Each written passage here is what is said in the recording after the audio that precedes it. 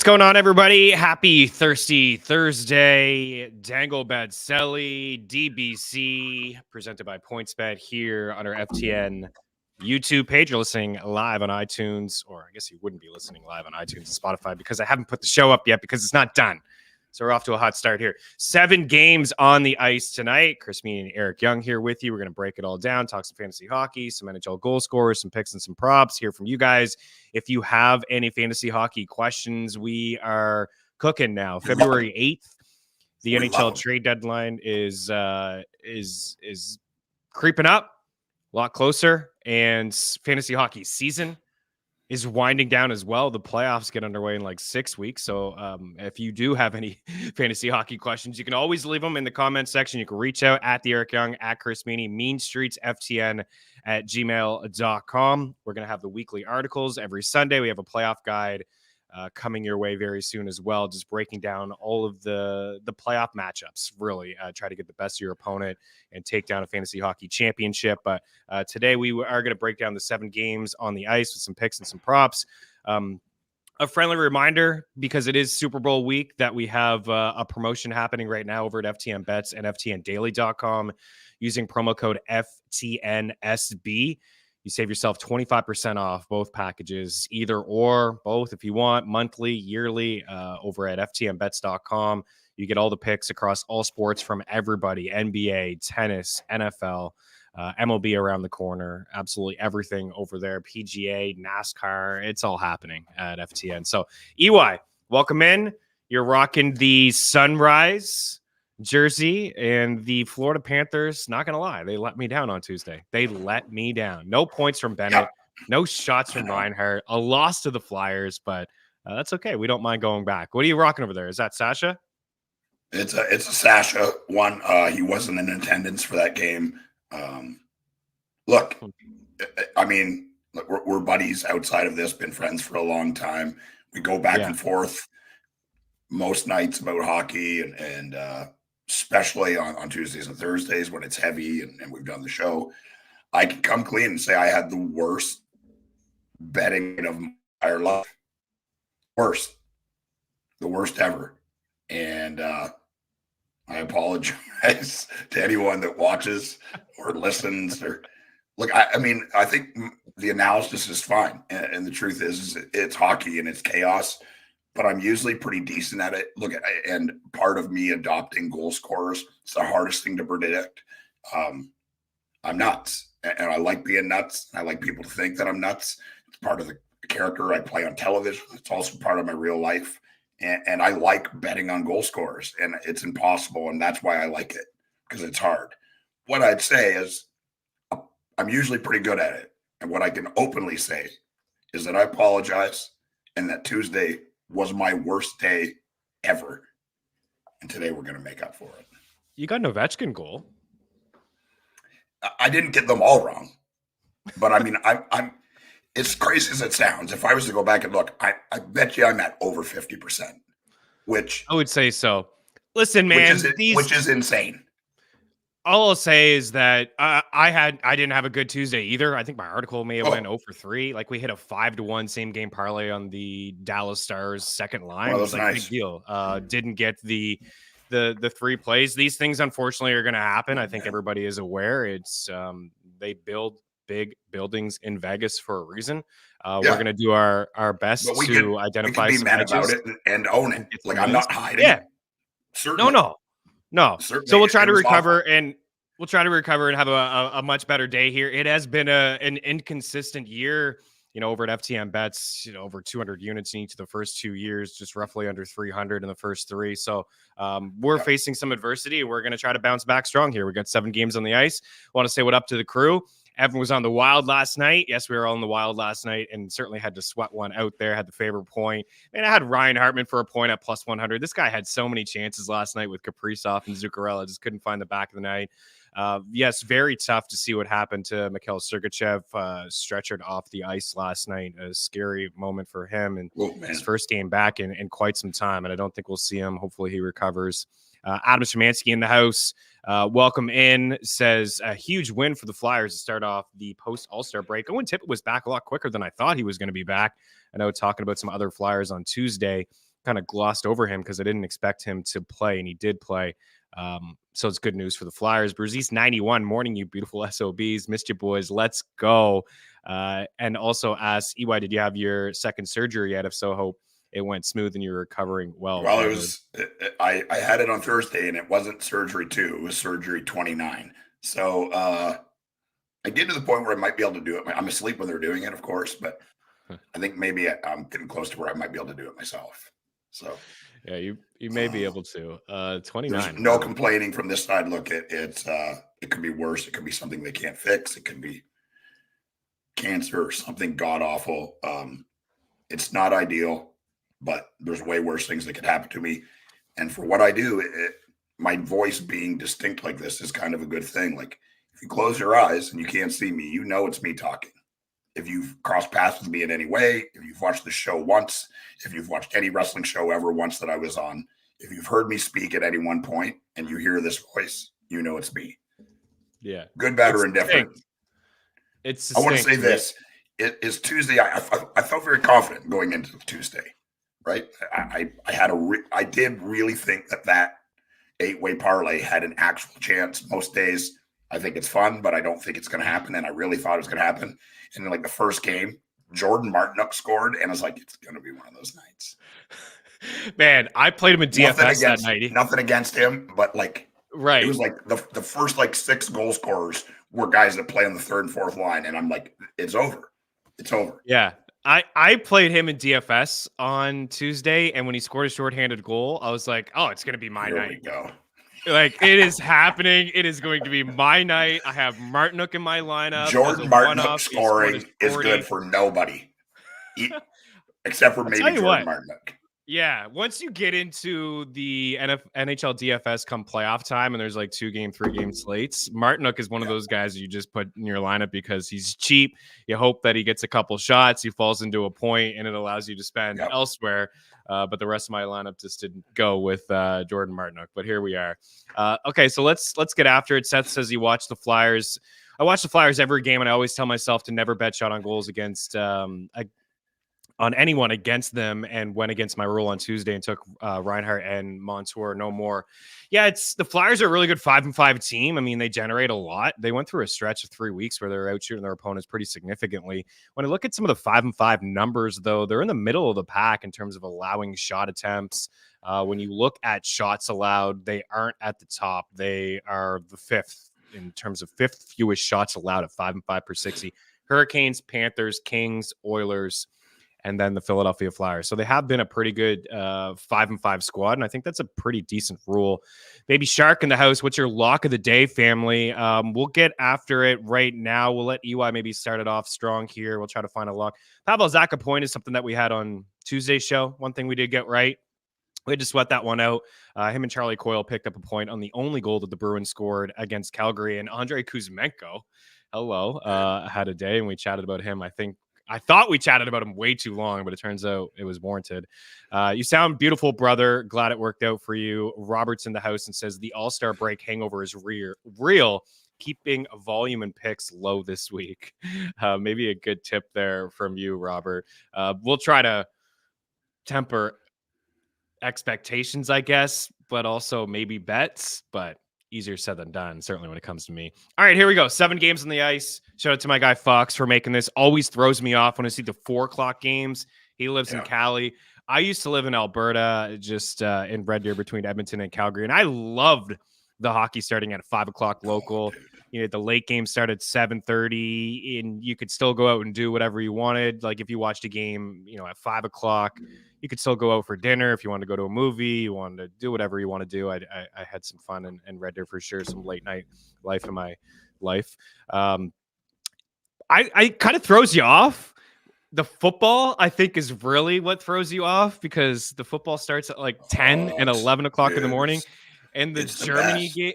The Germany and the London games start at like 5 in the morning, but I like the early hockey. I'm not going to lie. Yeah, I like it. I was just out in LA. I can't say why, not yet. It's fine. Really cool, and I can't wait to share it with everybody. But I actually hung out with Adam Rank and a bunch of the guys from the NFL Network and a couple other buddies of mine from there. and we went and watched like the morning and afternoon games, and we were done at like 5 o'clock. I drove back into the city and went out for dinner with a really good buddy of mine to this amazing restaurant. And I was like, this is life. Like I had to be up early and be somewhere very early in the morning the next day to do something that is very important to me. So I wasn't going to be out late, but I didn't have to miss any of the games. And it's the best. If I could live anywhere, I would live in San Diego. It's they just say it's the nicest place in the world to live. Never it's rains. so expensive, and it's so far from everything. Like for me, I fly, often at least once a week, and it's just I would have to take red eyes all the time, and I already spend enough time in planes, and that would add 3 to 9 hours a week of sitting in a plane. No, thank you. The one time I was in San Diego, it rained. And right on their sign when you enter San Diego, it says nicest place in the world to live, never rains. They even sell things in their like gift shop that's just the slogan never rains. Meanwhile, it was pouring outside with me and my old buddy Sean McCormick. But anyways, we'll let you start. Funny. We're looking for locks of the night. We don't throw the word lock around here because nothing is a lock, especially in the NHL. But we get you. We want to start strong here with maybe the best pick or two of the night. So we'll let you, EY. You see the board. 7 games on the slate here. Where are you going? Where are you starting here? I'm starting. Let's go Calgary, New Jersey, because I've got my lock in the night to score, and that's Sharon Govich. And a little revenge. It's a revenge game. This is the team that drafted him and developed him. And I think he's proven in Calgary that he's a player.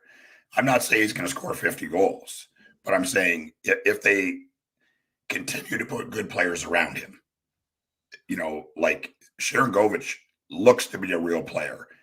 And it's not lost on me as a person who played competitive sports at one point in my life.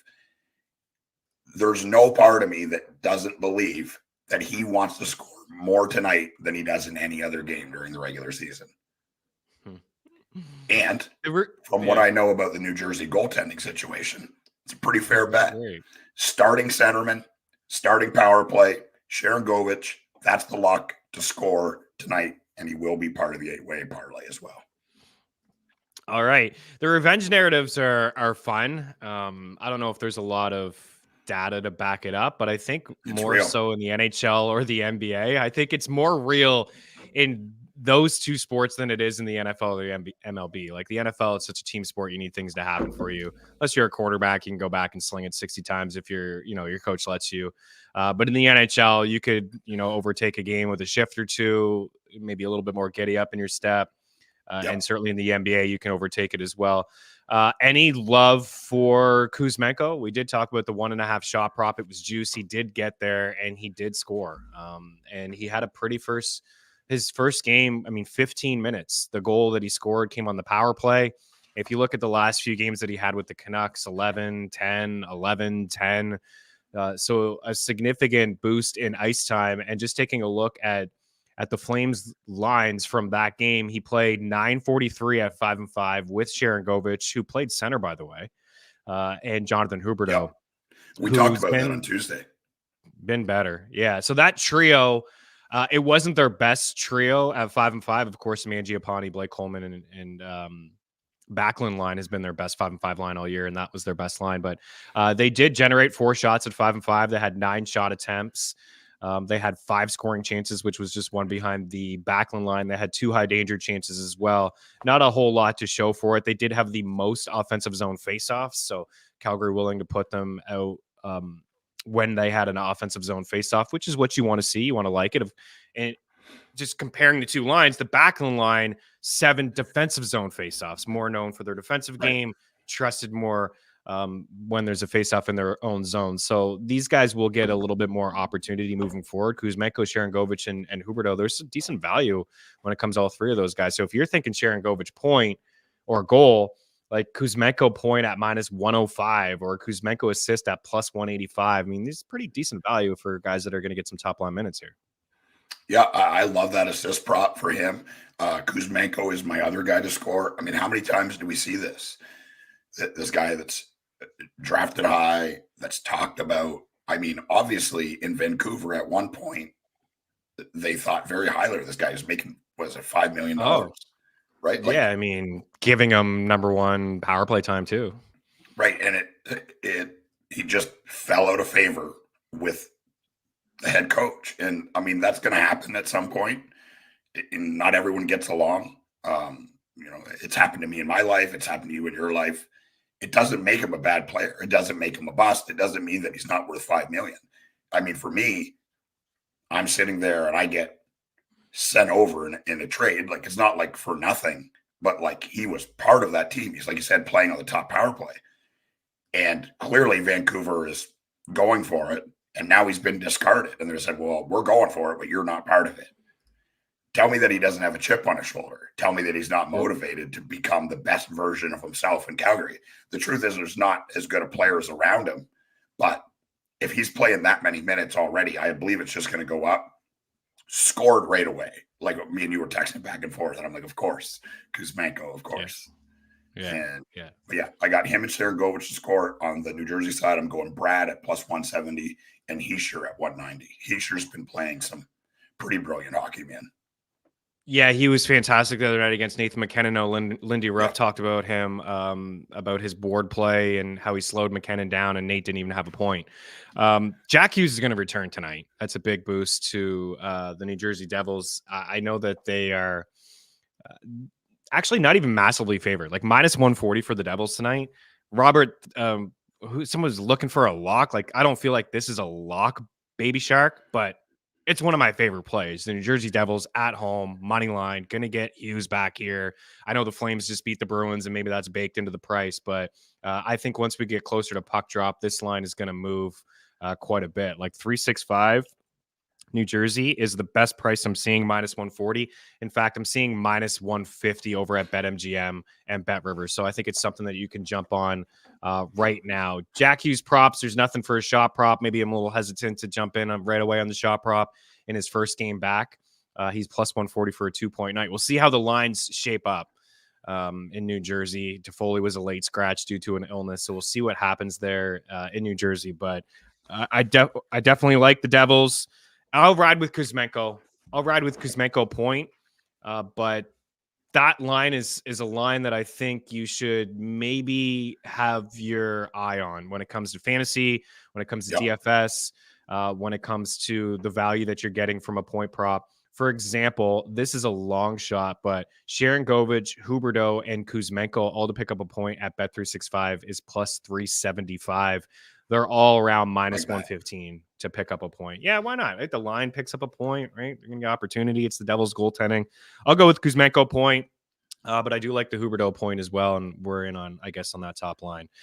All right, so we started with Calgary and New Jersey. Let's go to Vancouver and Boston. Yeah, that'll be good. Talk about Vancouver and Boston should be a really good one. Two props that we did get right on Tuesday was Zaka point and Elias Lindholm point. We had Elias Lindholm plus 100 for a point. What a gift from Vegas. Right? They don't, like, this is the thing with the NHL, and it took them 3 years to catch on to shot props. Like, in the first 2 years, we were taking McKinnon over 2.5, 3.5, and we were like, let's go. This is unbelievable. And then they caught on, of course. But Elias Lindholm against the Hurricanes the other night was priced as if he was a well below point per game guy playing for the Calgary Flames. He, as we talked about, right away, playing with Elias Pettersson at 5-5 on the number one power play, picked up power play points, scored a goal, scored 2 goals. He's minus 130. I don't care that it's the Boston Bruins. I just don't care at all. This is a guy that's good. Not when they're playing Vancouver. He's playing with good players. The lights up. Exactly. All these guys are like shooting. I think we said this the other day. You look at the top 12 in terms of shooting percentage in the NHL, you're going to see 7 Canucks on that list. And maybe it corrects itself in the playoffs, which would be a bad time for them, or next year, like Seattle this year. But I'm going to go to Lindholm here at minus 130. And I do like Zaka. So the reason I like Zaka, we were riding Coyle on this show, and then they took Coyle away from Pasternak, and they put Zaka back with Pasta, and that's really the key for me. You're going to put one of these centers with decent value to pick up a point with Pasternak, I'm in. So Lindholm, minus 130. And Zaka is minus 115 for a point. Those two guys, I'll probably stay away from shot props in this game. And we had Vancouver for the upset at plus 124, I believe, against Carolina. What do you think about them tonight on the road against the Bruins? Or do you think Boston bounces back after getting worked over at home against Calgary? I'm sure they'll have their best. They don't lose often at home, especially a couple in a row. I mean, look, the Boston Bruins have surprised everybody this year, me included, with how competitive they are and how well they started. But I think we're kind of heading back toward that medium, kind of where they would be. Like they're going to be in the hunt because of the goaltending. Because,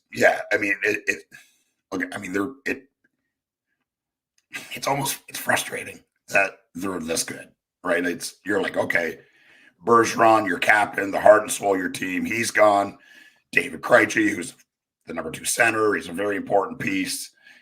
Zaka's never really done it in a top 6 role. Coyle's never really done it. People have discussed it, but neither of them have done it. And look, Pasta is all world, one of the best players in the league. Just with the puck is just a complete wizard, and how he disguises his shot, how he changes his blade and how it comes off his stick. It's impossible, right? For goalies, it's impossible. He's so good at everything, and they're a good team. But the Vancouver Canucks it's one of those miracle runs, right? Like where just everything fell into place. And now you look at your team and you're like, oh, good Lord, like they're deep everywhere all of a sudden. And Jim Rutherford is proven he's not afraid to go for it, and he's doing that. And the truth is look at this offseason. They're going to lose a ton of these players. A ton. They got to pay, and I believe they will, Elias Pettersson. They have to. They're going to have to pay Philip Hronek. They have to, and they should, because of his play and and what he means to that team and how much better he's made that defense. But guys like Mikheyev and guys like Garland and guys like Lafferty and Suter and all these other guys that are important parts of this team, there may not be money for these guys. And part of that is because they've played so good this year.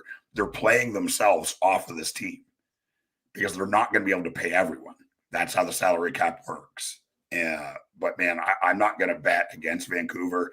I think if you said to pick a side, and you did, so I'm gonna go Vancouver tonight because I think everything is happening right there. I got Pettersson to score and Miller to score, and on Boston side, I'm going with the usual suspects, Pasta and Marchand. I like when they play on opposite lines, then they play together in the power play. So I like to have that diversity in there. There's some decent value when it comes to not as a single Quinn Hughes minus 166, but this guy's usually minus 2 something silly. But because it's the Bruins, maybe you can put him into some sort of point parlay. Brock Besser's minus 140. Marchand's at minus 190. But I think for me, the Lindholm price at minus 130 and the Zaka price at minus 115 are pretty solid ones. And I'm going to ride with the Canucks. You can get them at plus 110. I just think that they're pretty hot. Let's continue to get after them. I did see this from the NHL. Troy says, have you guys seen that the NHL is auditing their hitting statistics? That is literally insane. I'm the commissioner in a bangers league, and there's a chance previous week's results are overturned. Now, we were talking about this in one of my home leagues yesterday. Yahoo hasn't said anything about it. I don't know how they can stack correct from months before. Like, what's going to happen? For example, you can bet on hits. You can bet on hits over at Prize Picks. Like, am I going to start getting winners now? I mean, I haven't bet on hits, but I've given a couple hit suggestions to people in our Discord. And I hear people, oh, you're betting on hits. I mean, you're crazy. There is an edge. Like, if you're going to give me Brady Tkachuk at 2.5 hits when he plays the Toronto Maple Leafs, I'm taking the over. Like, there is some edges. I don't know what's going to happen there, Troy. He says people in my league are going to be annoyed. Listen, there's nothing you can do about it. Brzee says, just fold the league, Troy. Save yourself the headache. There's nothing you can do. All right. I mean, I wouldn't overreact. Nothing you can do. Your league mates got to just relax. I mean, these things happen in the NFL. I've seen some crazy stat corrections. One time I thought that I was playing in a semifinal matchup, And then Wednesday morning, when I went to like look at my matchup again, I wasn't in the semifinals. There was a stat correction like late Tuesday night, and I was bounced, and it really obviously bothered me. But anyways, nothing you can do. Evan, you're right. Mrazek and Montembeault are ruining the Hawks and the Habs draft picks. I said it the other day too. Mrazek was great last night. Chicago lost, but Montembeault the other night, I mean, this guy highlight reel save after highlight reel save, and the Habs end up winning that game. And now there's chatter. And I know we're a long ways away from the Olympics, and the Canadians, in terms of Team Canada, they don't have a lot of good options between the pipes. Montembeault may just be an option for them. Like, think about that for a second. Because can you believe, as a Montreal Canadiens fan, is that insane that you're saying that out loud? It's unbelievable. I never in a million years would have said that sentence, but I've watched him play all year, and I have been extremely impressed with how he's played. And I know Mike Kelly of NHL Network has talked about the steal percentage, the games basically a goalie has stolen for their team. He is atop the list. He is stopping like 35 plus saves. He's a DraftKings automatic because of the save bonus. But, I mean, with Carter Hart in trouble, with Cam Talbot, let's be real about Cam Talbot, Jordan Bennington, like, they don't have very many options between the pipes. It may just be a Montembeault-led team in the Olympics. What is happening? We got to get back to the show here before we get too nuts. All right, where do you want to go? Where do you want to go next? Let's do Winnipeg, Philly. That's interesting. All right, Flyers. No one thought Philadelphia would be here, right? Nobody did. We've talked multiple times about Tortorella, Coach of the Year candidate. We talked about Joel Farabee being inside the top 5 and 5 and 5 points. We talked about him being number 2 in primary assists. We've given some love to Owen Tippett. I think the biggest thing with the Flyers, I mean, the way that they play at 5 and 5 is certainly eye popping. They've been a really good 5 and 5 team. Their penalty kill has been one of the best in the league. Their power play has been pretty awful. But we're seeing the breakout of Tippett. Farabee was a young player who scored 20 goals as a young age. So, it's not surprising to see him. But having Couturier and having Cam Atkinson in their lineup, 2 veteran players all year who have been in and out of the lineup, mostly out over the last 2 years, has really helped them. I don't think that they get into the playoffs. I think maybe goaltending will be the reason they don't. The Jets were shut out the other night. That burned me as well, because I was in on like Monahan point, Scheifele point, Gabriel Velarde, of course. Anyways, the Jets are checking in at minus 135, and the Flyers are home dogs here at plus 120, and the total in this game is 5.5. I kind of would lean to the under. I know Minnesota and Chicago is 5.5, and I had to lean there to the under last night with Hellebuck. I don't know. What are your thoughts here? I'm willing to go back to some of these Jets that burned us the other night, but proceed with caution, I suppose. Because I would go back. Flyers are good. Look, like I think the Flyer story is awesome. The quote that just came out, he's like, "Do you think Tri-Style and York talk about hockey when they're not around?" He goes, "Well, if I knew they did, I'd pee my pants." I was like, he's the best, and I like that coaches in the NHL wear suits and they look like pros, and he's just kind of decided this year's down. I'm done with the suit. I'm just going to wear this zip up thing. Do what I want. I get cold, and John Tortorella, I'm not wearing a suit.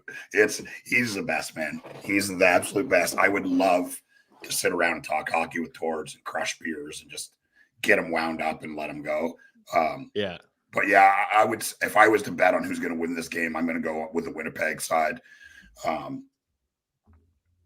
can't count Philly out because they've just been there, kind of, in that. Yeah, they're competitive every game. Every night competitive. Winnipeg, I'm going back to Connor at 155 and Scheifele at 220. Philadelphia, Travis Konechny me and you have been talking about him for 2 or 3 years, and he's just been so good all year. Plus 180, and I'm going Owen Tippett tonight as well at plus 230. I love plus 230 for Tippett. I love Tippett as well. Plus, that's a really good odds. I like him across the board. Minus 110 for a point. Like right away, put him back up with Couturier. They got Atkinson on that line at the moment. Farabee with Konechny on the second line. I kind of like that. Gives them 2 really balanced lines. But minus 110 for Tippett and plus 100 for 4 shots tonight. Like, he's the shooter. He's got a heck of a shot. Man, he loves to rip it. I've seen him like just high off the glass or off the bar like multiple times. Like he just has a shot that he's not afraid to use. And that does excite me. I'm all about that life. As for the Jets, I don't mind going back to some of these guys. I think that there's some value when it comes to their points. For example, Scheifele at -135 for a point. Ehlers is plus money for a point. Gabriel Velarde is plus money for a point. I think that line was quiet. It was their first time together in a little bit, with Scheifele returning to the lineup. But I looked at the 5-5 stats over at Natural Stat Trick, and even though they got shut out against the Pens, that line generated a lot of offense and a lot of shot attempts. The Connor, Scheifele, and Velarde line. Ehlers and Perfetti, as well as Monahan, did play together at 5-5. Monahan did get some power play time. They were fairly quiet at 5-5, but that is the top line for me. And I would say Scheifele is probably the best value on Winnipeg's side to pick up a point, even though there's plus money for Velarde and for he's plus 220 to score a goal. Like he's been Scheifele good all year. is. Yeah. I like that top line. I'm a sucker for them. I'll probably personally bet them all together to pick up a point at 365, but also individually, I'll kind of be all in on them. Connor, you can't bet individually. It's just a little bit juice, but you can take Scheifele at -135. And I think Velarde is good at plus 105 as well. Just, the 5-5 with those two guys and also the power play time. I don't know. Maybe later on down the road, they remove him and they put Ehlers on that first unit. But at the moment, they're trying to get some balance on that second power play, and Ehlers is the odd man out right now. So I think going to Velarde over Ehlers makes a little bit more sense. But keep in mind that the Flyers PK is pretty solid. Adam says Farabee plus 125 and Fanduel for 3 shots. Yeah, he's another guy that's been shooting those two guys, Farabee and Tippett. I kind of lean Tippett, even though you get the 3 shots for Farabee as the 4 you need for Owen Tippett. Adam says he likes attacking the Flyers with alternate shots in a same game parlay. Konechny, Couture, Tippett consistently hitting 2+ shots, but take their normal lines hasn't been. Yeah. But taking their normal lines hasn't been the best. I would agree on the alternate stuff. Of course, the odds are going to change a little bit. Robert, I like Velarde for a point. He's on my fantasy team, so I'm pulling for him. He's on mine too. Be patient. I know he's been dropped a lot. I think, down the stretch, he could be a difference maker for you. If he sticks on that top line and he sticks on that top power play, Scheifele and Connor are players that we really like. They have a long history of lighting up the score sheet. So I think, Robert, I'm with you. Let's be patient. Let's pull for him. We'll see if we get a winner there. I like the Jets too. I think that they bounce back and they win the hockey game. Let's go to Florida. We got the Panthers here and the Washington Capitals. It's one of the most lopsided affairs of the evening. We have actually, I believe that it is the most lopsided affair. We have the Panthers checking in at -260 for Florida here tonight, and Washington trying to pull off the upset. You and I were texting back and forth about the Capitals. Yeah. Ovechkin did score. He had 6 shots. I think Dylan Strome had 8 shots or something. But man, they're so bad. They're so bad. They've won most of their games basically from goaltending. Yeah, I don't even know. Yeah, that's what it is, right? It's goaltending. It doesn't even make sense that they're in the hunt.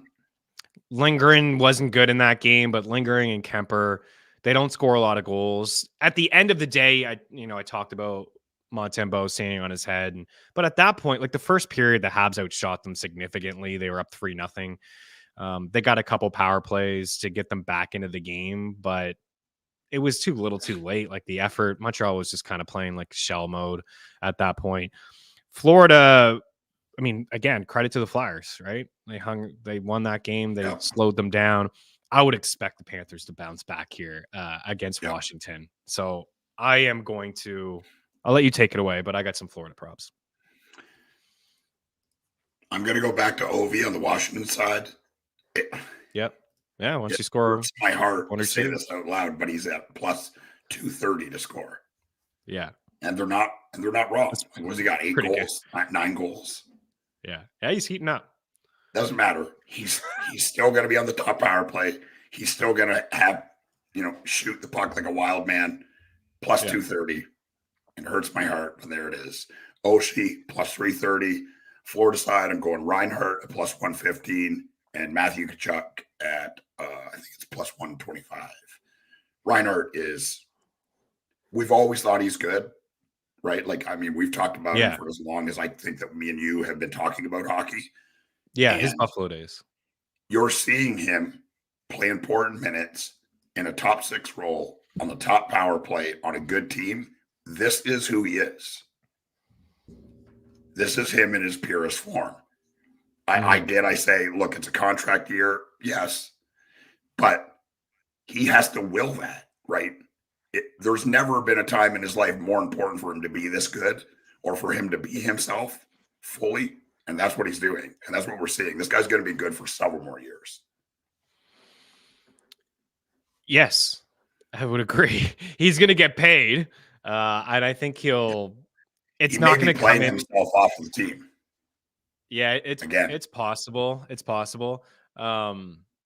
It's not going to be like a Nylander $11 million contract, though. Like, he could score more goals than Nylander, and he's going to, with being in Florida and the tax situation, he's going to, I think his contract could be like 9, and people may think that's, oh, wow, 9.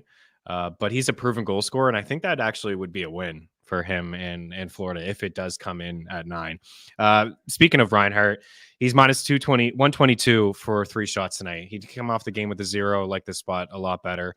And I like the Panthers on the puck line to bounce back here tonight at home, minus plus 100 for them to win by 2 goals here tonight. I like Matthew Tkachuk for an assist. I'm doing the same thing I've been doing all year with the Panthers. Barkov and Reinhart, same game parlay, and then Tkachuk and Verhaeghe, same game parlay. And I like Bennett to hit the score sheet, right? I mean, I know he didn't get it the other night. The track record's been there for him over the past month. He's got 14 points in his last 18 games. So he's been right around a point per game for just over a month. And on the Washington side, Ovechkin did work out for us with the goal, and we had him for 4 shots the other night. I'll probably stay away from the shots. But one thing I do want to say about Ovechkin, wow, he's got goals in back-to-back. It was crazy. That's not anything we used to get excited about. But he does have points in 1, 2, 3, 4, 5, 6, 7, 8, 9, 10 of his last 12. So he is playing his best hockey of the season at this moment in time. And he is, remember at the start when he was playing like 13, anywhere from 13 to 17 minutes? For me, I was like, what the heck? Is he hurt? Why is he only playing? Why is there a game that happened when Ovechkin only played 13 minutes? I don't know if if this was part of the game plan. It's a long year, you're older, we'll just ease you in. I don't know. But the last few have been Ovechkin-like numbers, 22 minutes, 19, 19, 21. So he's back to playing a lot of hockey. And of course, they're thin down the middle.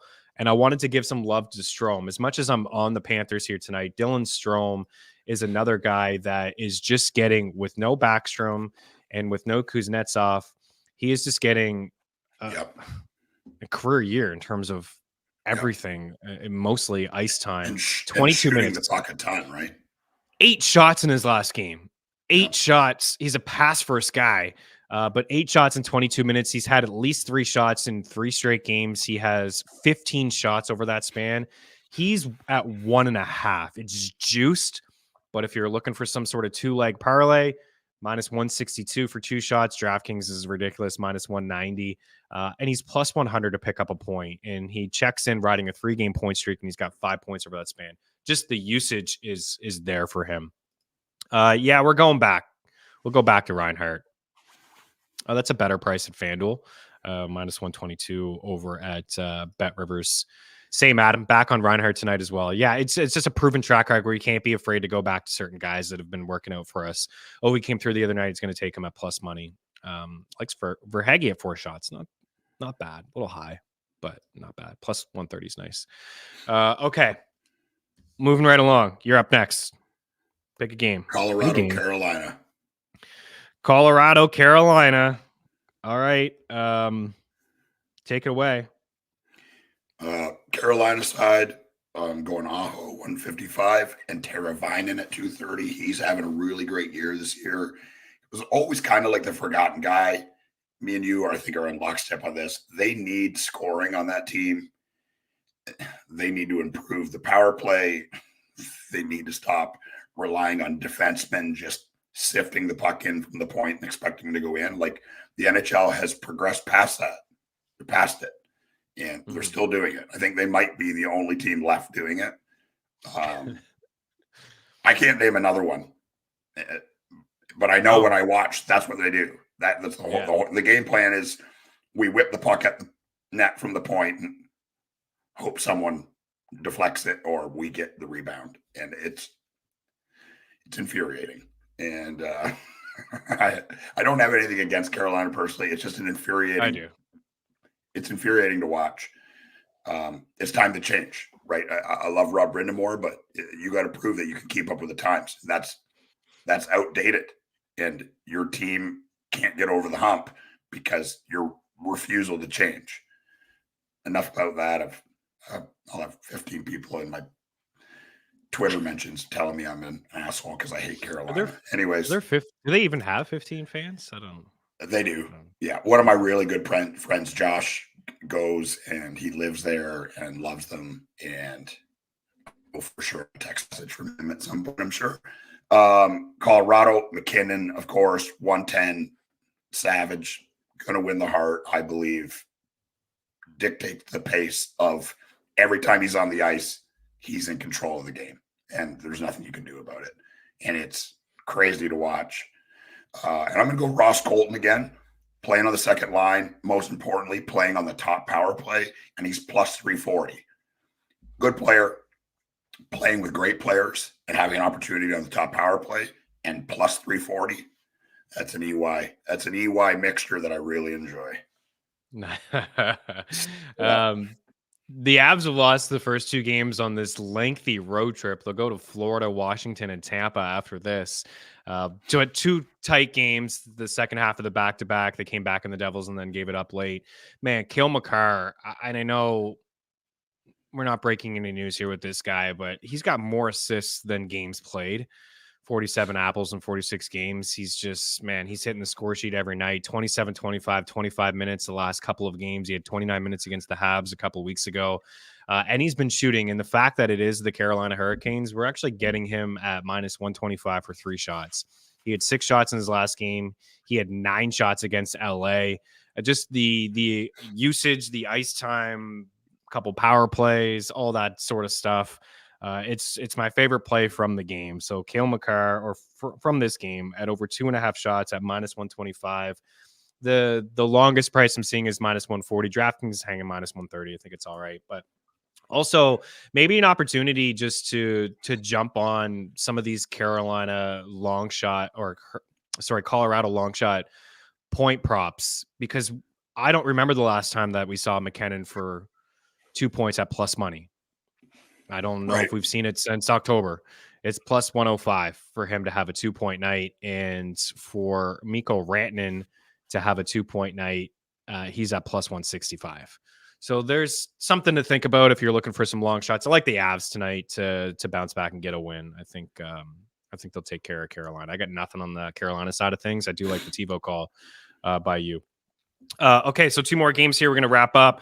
We got Tampa Bay in New York and Vegas in Arizona. So let's go to Brooklyn. We'll talk about the Islanders and the Lightning. So last night, Tampa lost to the Rangers 3-1, and then we talked about Sergachev. They're going to be without him. Man, tough break, man. Just got him back too. So I was on Stamkos last night for 3 shots. He was stuck on 2. He's been pretty good over the past little bit. I may consider minus 145 is a little bit steep for him, but I do like Stammer tonight to score a goal. I was interested in the shot prop. I may dive into that one in a parlay or something like that, but he's a guy that I'm interested in tonight. And on the other side, it's always Nelson or Horvat for me, but I like Horvat and Barzal. Like, those 2 guys have been pretty good all year. What do you got from this game? It's not one of my favorite games, I'll be honest. Yeah, Kucherov, and we're in lockstep with Stamkos. He's been feels like heating up and trying to like take control. I mean, I guess that's what a good captain does. This guy another contract here, right? He wants to get paid immediately, and Tampa's waiting it out. People want to count him out, right? I mean, how many, like, a couple of years ago, we're like, oh, he broke his leg, and like he's not the same player. Just keep scoring 40 goals, whatever, ripping it from the top of the circle like nobody's business. Still a great player. For me, I'm going Kucherov at 10 plus 105 and Stamkos at plus 160. I love the plus 160 for Stamkos. And New York side, now at 170. And Barzal is really showing something. They played the Leafs the other day. Dude looks determined. I mean, he's always been an unbelievable skater. But you can see there's like something with Patrick Waugh being the coach. And there was a quote of Patrick Waugh saying, like, look, he's a really good player and he's a really creative player. And that's who we want him to be. We want him to play within the structure and we want him not to take unnecessary risks. But he's a creative player and I want him to be that because that's what makes him a good player. And that's very refreshing to hear because it always seems like he'll get the puck and it's like his brain is telling him not to do the things that he's capable of. Does that make sense to you? Like, yeah, watching him skate and watching him move the puck and watching him shoot, you're just like, this guy should be scoring 40, 50 goals every year. He's sometimes he seems hesitant. Sometimes he's hesitant to shoot, but the last 3 games, and we were talking earlier, like, how does Waugh change his team? Does anything happen with these guys? And we're saying, you know, obviously we try to change the defensive structure, but these guys are who they are.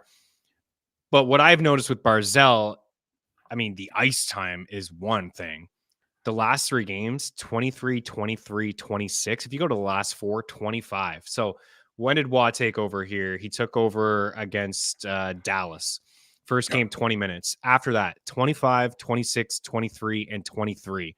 You go back and look at the game logs for Matthew Barzal. His season high, I mean, his high from December 9th to when Waugh took over was 21 minutes. But for the most part, it was like 18 minutes. So this guy is absolutely getting leaned on. He's playing 3 or 4 minutes a game more with Patrick Waugh. He doesn't even play center. No. Maybe we're looking into it too much. Maybe it's just a small sample size, but it's something to keep an eye on. And another thing, maybe Waugh's like, dude, shoot the puck. 9 shots in a game against Montreal, 3 in his last game. He's juiced for 3 shots, but everyone knows he can't score in Montembeault, so it doesn't matter. I like Horvat for the shot prop. He's cleared 2.5 and 6 straight, 3, 3, 5, 5, and 4. Montembeault, oh my goodness. He's minus 150. We're living in bizarro world. We are. He's actually a good goalie. I don't know what to say. Like 3 years ago when I watched him play for the Habs. He is right now. I can tell you that he has not been a good goalie before. No, but goalies are voodoo. You know, sometimes it just takes a long time. Sometimes they just develop later. Yeah, I mean, I don't know. Lundqvist was a 5th-round pick. He's a Hall of Famer. These guys just kind of come out of nowhere sometimes to get coached up. He is a gorgeous man. I tell you what, when I saw Montembeault play 2 years ago, I was like, this guy wouldn't make my beer league squad. But he would definitely stop all of us in beer league. Who am I, right? What the heck kind of comment is that? Anyways, Horvat for 3 shots. Barzal, these guys are hooking up tonight. I think it's a good time to jump on the Islanders. Tampa played last night. No Vasilevsky on the road, back-to-back Rangers, Islanders. This stuff that's tough. A back-to-back stuff like that. So I got nothing else to add, but I do like Horvat for 3 shots, and I do like Barzal to pick up an apple. So we'll see. A little same game parlay there for you. All right, final one of the night, Vegas and Arizona. Dude, I was kicking myself. I was just drinking the Oilers Kool-Aid way too much. Way too much. You knew. We knew. Vegas. We talked about all of this. We said the lengthy break, bad time to have a break. Going for game 17 against, and I think we said this on the show. If there's one team, you ask McDavid, one team that you don't want to play for the NHL record, I tell you what, he may have said Vegas. The fact that they're defending Stanley Cup champs, they're especially at home. They can get up, and you saw they were up for that game, man. They were ready to play. It was a playoff atmosphere. Vegas and Aiden Hill has Edmonton's number. Aiden Hill has been amazing again this season. Unfortunately, he hasn't been able to stay healthy, but this guy, we had an 80-1 bet for him to win the Vezina in the tracker. I'd say, man, if he was healthy, he'd be in the conversation. He's just been so good for dating back to last year at the midway point. Anyways, they were tight check-in. They were all over. Edmonton did play a better game. Like in the analytics, deserve to win. BS. I call it BS. I believe in analytics. I love that stuff. But at the end of the day, they didn't win the game. But they did play better at 5-5. Adin Hill just played better than Edmonton.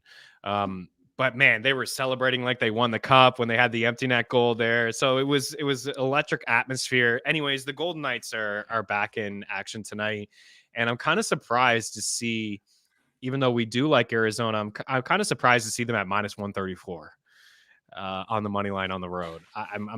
Is it a trap? I'm buying in. I'd like it. I'm taking Vegas on the money line on the road against the Coyotes.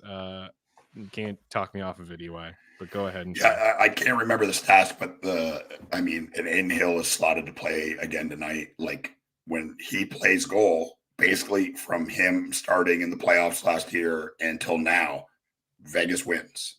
I think with him starting, they've lost 5 games or 6 games since the playoffs of last year when he plays. Yeah. Like, good luck, man. I mean, they're just – someone said this the other day. I don't remember who it was. I think it was on Jeff Merrick's show. They're not even in full flight.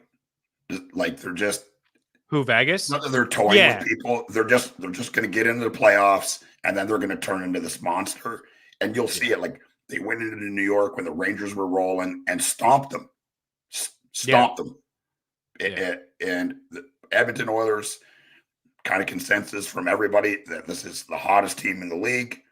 This is what everyone believed the Edmonton Oilers are going to be. I still believe that, but Vegas is like, well, yeah, they're great, but we're still we're the champs, Cup defending champs, and you got to beat us. Yeah, and man, I mean, it wasn't one-sided, but Vegas controlled the game. I thought Edmonton had a really good second period, but yeah, Vegas. Yep. I mean, they were tight checking, right? Like William Karlsson did a great job on Connor McDavid. Like he's still such a really good defensive center in the league. But yeah, they definitely held their own. As for tonight, I mean, I think that they go in and win the game. I like the under 5.5. I mean, Ingram has been pretty good on the other side. You just talked about Adin Hill. If they're going back to him, I don't know if we'll see a ton of offense in this game, but do you have a couple goal scorers? Yeah, yep. Vegas missing key guys. You're right, Evan. No Eichel in that game, and they're still Vegas. No Shea Theodore in that game, I mean, and yeah, they got the benefit of like they lose Eichel, but like Stevenson, Waugh is a first or second line center on almost any other team. He's a really good player. He's sneaky good, yeah. He's a really, really good player. And this is what happens. One of their centers go down and he plays, and then it's just like they just don't miss a beat, man. They're so well coached. Love this team. Marshall Stolt plus 150. Stone, maybe the slowest player in the NHL, and I love him, and I want him to score because I want him to see him be excited. Like it's the first time he's ever done it in his life. It's the best. Arizona, Keller, and my boy Lawson Krause plus 280. Lawson Krause. Okay. I like Krause. Yeah, Evan, we don't like unders here on this show. We want to try to give some winners, but the under does feel like a pretty good play, I think, tonight, just given the goaltending on both sides. Vegas is not going to really, I mean, they have the ability to score 5 or 6, of course, but if you just look at the last few games, especially since Eichel's been out of the lineup, 3 goals, 2, they did have the 5 against the Rangers, which you alluded to, 3, a game against the Devils, which was wide open, and that's just the way the Devils play because of their goaltending, I think. But Pittsburgh 3-2 game, Nashville 4-1 game, Calgary 3-1, Boston 2-1, Calgary, Colorado 3-0, Florida 4-1, Seattle 3-0, LA 3-2. It's a pretty good track record here of the Golden Knights playing to some unders, and especially with Adin Hill back between the pipes. He's just so good. To think that they're able to be this good without Eichel, Theodore, and even a depth guy like Carrier.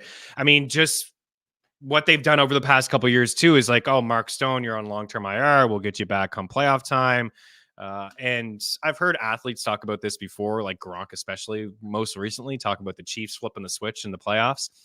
He's like, man, dude, we did this all the time with the Pats. Like we knew we were going to win the division. We knew we were going to make the playoffs. We started off okay. Hangover. We hit our stride at some wins, and then it's not like you want to check out, but these things just happen. And then once you get closer to playoffs, we're back. Let's go. We got meaningful games. You're muted, but you're muted. You're muted. I don't know if you can hear me. There we go. That's right. I was I clearing can my see your throat. mouth going. I'm like, oh, he's into it, but I don't know what the hell you're saying. I'm on the pulpit over here, just screaming at the sky alone in my room. This is what championship teams do, right? It shouldn't be a surprise to anybody, and like you can see it when they're playing good teams, or they're on the road, or they want to defend their home ice, and they decide to really play like that modern style where it's just like player after player, and like often it feels like they do this, Florida does this. It sometimes can feel like there's 6 guys on the ice, and I can't imagine how frustrating that is to play against. Like I say this, I play in a rec league. Everyone sucks. It's fun, but everyone's terrible. And I just say, like, just chase everyone. That's what I'm there for the exercise. So that's what I do. And I'm a pretty effective player. Like, I can't shoot. Most times my eyes are closed. I'm not a very good skater, but I'm pretty quick. And I'm playing it in a rec league. It doesn't matter. Like, nobody's good. And I said, think about how you feel when someone's chasing you. I'm petrified, terrified. I can't see any of the ice. I can only look at the puck, because if I don't, I'll lose it. So this is what Vegas and Florida do. It's just they just everywhere the puck is, they're pressuring that guy, one person after another, and it's stifling. I love watching it, man. It's so fun to watch. So you couldn't score on Montembeault? Once I only get one shot. I'll give you 5 shots. 5 breakaways. Probably not. No, my God. I'm a terrible hockey player. I was going to rip you if you said yes, not because I don't think you're a good hockey player, but because remember the conversation that we had before about people who think that they could like hit a home run or gain a first down out of the backfield or something behind the best offensive line, or throw a touchdown pass. If I played in an A league in Nashville, Tennessee, where like college kids play and like a bunch of ex-players play, ex-NHL players, I wouldn't touch the puck. Yeah, I can be truthful. I love hockey. I'll continue to play it. I'm terrible at it. If I was good at it, I wouldn't have been a pro wrestler. I would have been a hockey player. Figured that out pretty early on. Guess what? You're not good. Yeah. No, I'm with you. Yeah. I'm not also not great. Robert in the house. EY. One of the Mighty Drunks debuting at the new arena here in Clarksville, Tennessee. So I think there's Mighty Drunks at some team will be called the Mighty Drunks there because they lend out the name. Like, I think there's at least one Mighty Drunks team and sometimes several at each rink in throughout Tennessee. It won't be me because Clarksville's over an hour away. Sometimes puck drop is 11:30 at night. Like, look, I don't have a job. I can sleep till noon most days, but I'm not gonna willingly get home at 2:30 in the morning from playing rec league. Not playing. I'm all about that life. Evan, with probably the comment of the show, I was laughing inside hysterically here. It says, just went to the flower shop to order some roses for the 14th, Valentine's Day. Man, we're going to need some wins tonight. Why are flowers so expensive? Because he says, dude, wait till the 15th. It's half off. Because it's Valentine's. Yeah, it's that's Valentine's. Why they're expensive. Luckily, Dee, she likes flowers, but she doesn't like, we've been together forever. And she just told me like halfway through, just like, don't even bother. Like, they just die. She hates when they die. She wants to keep them forever. And it's like, you can't keep these things forever. They just die. So Sarah loves them, but we're like, look, Valentine's Day is made up. It's not a thing. It's not a holiday. It's stupid. And stores made it up to sell you bullshit that you don't need.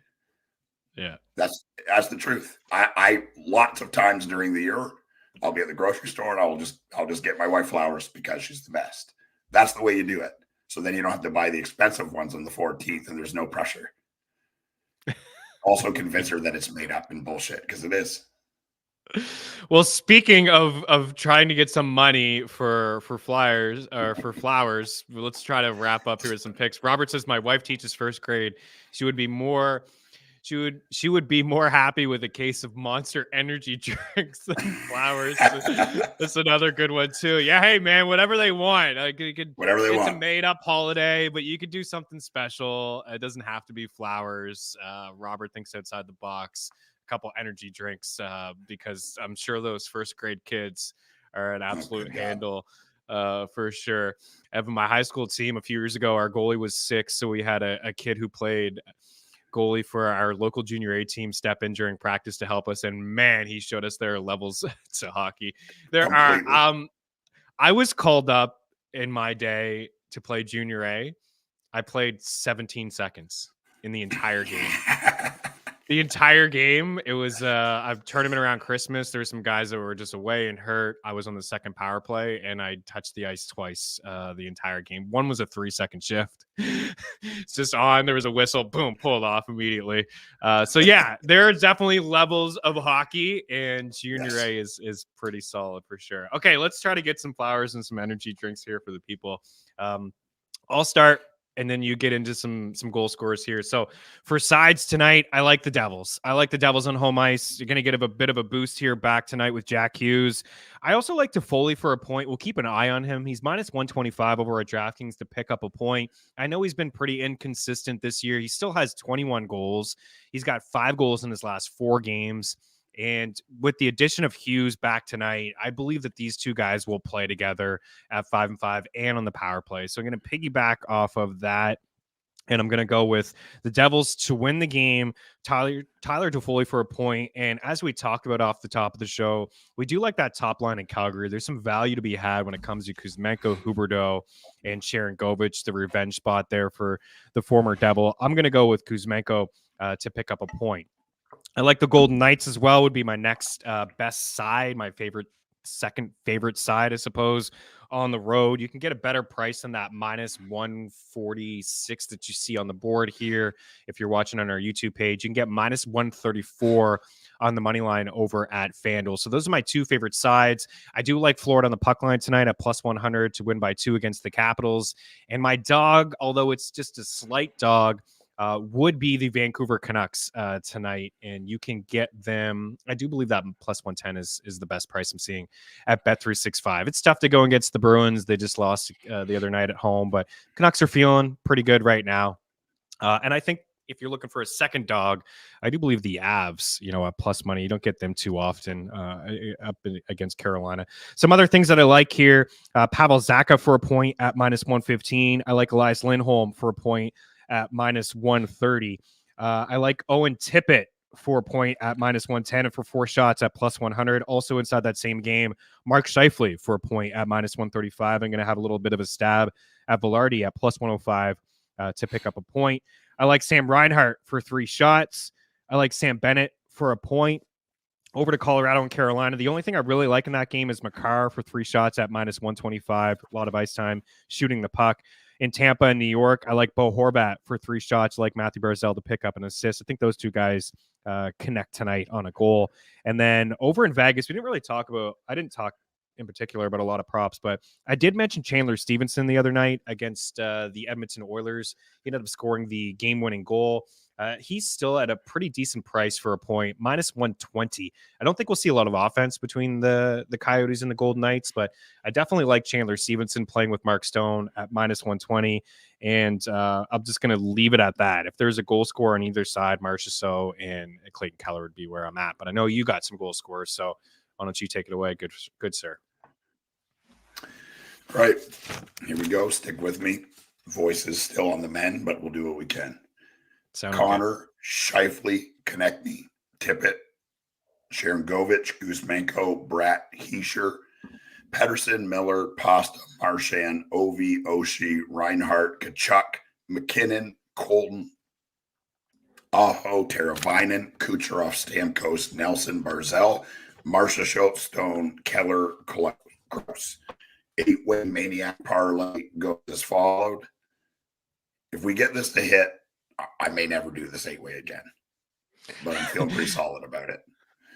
Connor, Sharon Govich, Pedersen, Pasta, Reinhart, McKinnon, Kucherov, and Keller. Lock of the night, like I said earlier, is Sharon Govich. That can happen. $2 on FanDuel pays out $2,349. Let's make it happen, boys. Let's make it happen, boys. I like it. 2 G's tonight. You can buy all the flowers and energy drinks that you want with that payout. Okay. We did it. Appreciate you guys taking the time to hang out. I know we were a little bit back and forth and some banter up the top of the show and throughout, but we love the support that you guys give us in the show and hanging out with us. Tuesdays and Thursdays are our favorite days to chop it up in the real world, and we do appreciate the support. If you guys could smash the like button, tell a friend, rate, review, subscribe on iTunes and Spotify, try to help this show grow. We got to show the leadership at FTN that NHL does matter. And we want to show them that we're going to continue to hopefully create a distraction for one, and also some extra bucks in your pocket. Good luck, Troy, generating all the craziness with your bangers league that's about to come. That 8-way will buy all of the monsters. Brazis, great show as always, boys. Thank you. Cheers, DBC degenerates. Woo. All right, guys, have a good one. Enjoy the Super Bowl. If you're looking for some NFL stuff, we got you covered on our FTN Network YouTube page. All kinds of content there. Prop video, about 12 minutes with my favorite props. Some picks. We had some guests join us as well. We have all kinds of content on our FTN Network YouTube page. And again, if you're looking for a betting package or a daily package, FTN SB, save yourself 25%. A little bit of a promo there for you guys. So from Eric Young, myself, Chris Meaney, have a fantastic weekend. Enjoy the Super Bowl, and we'll be back on Tuesday. Cheers.